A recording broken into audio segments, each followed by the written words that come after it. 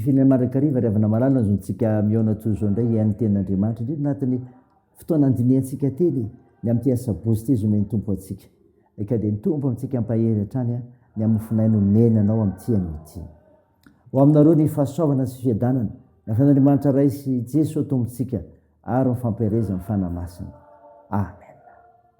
Sabotsy 7 febroary 2024 banjinantsika ireo hevitra imy mpafantatra ny asan'ny tompony soratra masina andeha ry havana idera sy ankalazan'Andriamanitra isika.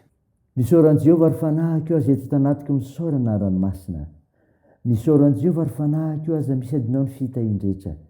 Izay mamela ny eloko rehetra, izay manasizy ny aretinao rehetra, izay manavitra ny ainao tsidina ny andavaka, izay manarina famondram-po sy fiantrananao, izay mahavoky soa ny vavanao, ny fahatandranao mody indray toy ny an'ny voro mahery. Amen.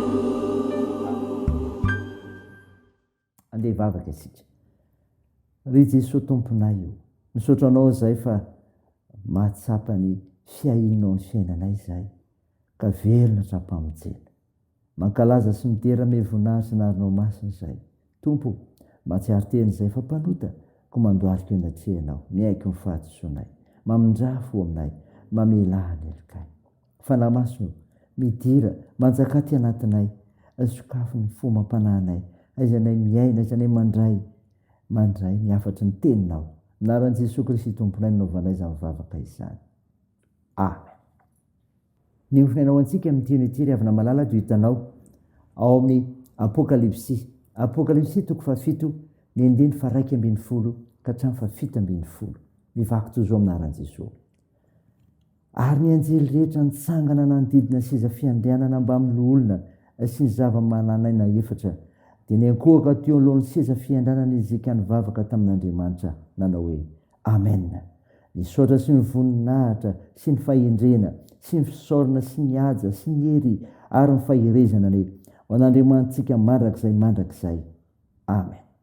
Ary ny anankiray tamin'ny olona namalika nanao tamiko hoe izy amoreo miakanjo fotsy lava ary avitaiza izy fa hoy izao tamin'ny tompoko ianao no malala dia hoy izy tamiko ireo ny avy amin'ny fahoriana lehibe ary ny akanjo ny sasana sy ny ofitsina tamin'ny rany zanak'ondry ary noho izany dia mitoetra eo alohan'ny seza fiandrianan'Andriamanitra izy ka manompo azo andra-manalina eo amin'ny tempolony ary ilay mipetraka eo ambony seza fiandrianana dia amelatra ny trano lainy andrakotra azy tsy honona na angetaeta intsony ireo ary tsy haninona azy ny masoandro na izay hafananakory fa ny zanak'ondry eo ampovoan'ny seza fiandrianana no mpiandry azy ka hitondra azy ho amin'ny loharanoraninaina ary ho fafan'Andriamanitra ny ranomasy rehetra amin'ny masony amen.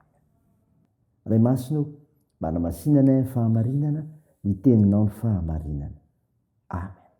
Ry havana malala ao aminao ny fiadanan'ilay Jesosy Kristy ilay tonga hamonjy ianao ilay tonga mitady ianao ny ofinaina ao antsika ka nyrenetsika teo ry havana Apokalipsy 7:7 7:10 milaza ireo olona voavonjy sy ny fiainana an-danitra ko ny olona voavonjy dia zao manaiky hodiovina zany ry havana manaiky hodiovina hitantsika ny 9:13 sy 14 zany ry havana voalaza fa mitafy akanjo fotsy madio efa nosasana tamin'ny ran'ilay zanak'ondry ireo voavonjy ireo izay mitondra ny fahotany rehetra hodiovin'ny ran'i Kristy izay nalazany teo amin'ny hazofijaliana ilay antokana mahasasa ny faharotoana rehetra rehefa madio dia tsy maintsy hiaritra fahoriana manam-pahatonga ny an-danitra satria tsy faly ilay ratsy ka mamingana sy mampahory noho izany rehefa nidiovina dia mila mitandrina sao lavitray izao koa ry havana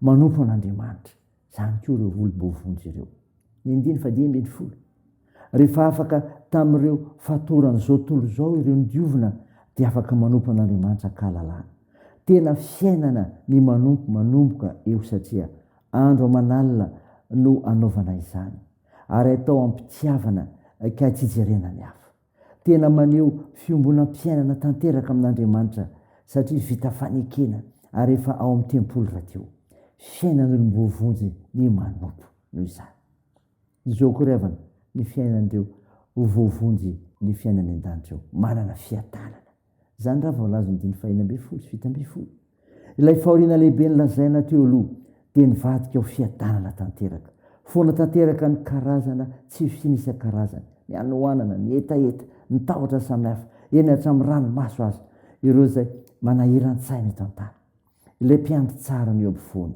Izy ilay loharan'ny fahavelomana sy fiainana ary miantoka tanteraka ny fiarovana ny ondriny. Vokany fifaliana lalandava ny fiainan'ny olona voavonjy. Mamery indray ilay fiainam-piadanana tao etena. Zay zany rehefa raisy zany azonao mandinika ny tenanao na hoe olona voavonjy ve ianao manona zany tenan'Andriamanitra menanao zany. Amen. Ndeha vavaka isika. Tompo, nisaotra ny mofinaina nomenao anay izay milaza ny amin'ny olona voavonjy dia ireo manaiky ho diovina ka manompanao Andriamanitra ary manana fiadanana. Tao io Tompo ny fanaoran-tenanay ho anao ny fiainana sy famonjena teny finoanan' Jesosy Kristy sy ny teninao Andriamanitra mampafantatra ny asanao anay, nilaza ny amin'izany koa. Mivavaka izay ho an'ny Tompo nanjara rehetra sy ny vahoakanao Andriamanitra hiatrika fompam-pavahana rahampitso. Tompo, ombanao ireo manana andraikitra amin'ny fitsaboana ka hositranonao koa ireo marary. Ampirezinareo manamanjo, anohanareo mareo sikolina, amonjenareo mahatra sy sahirana, hitsinjovanao ireo tsaboana. Tao io ny asa sy ny fiazakazanay ny tia mety indray. Tompo, vangio ny fierinenay. Mivavaka dia teo anaran'i Jesosy Kristy mpanavitra anay, ilay fantsangana tamin'ny maty ary velona mandrakizay, ary nampiandrana koa ny vavaka manao hoe.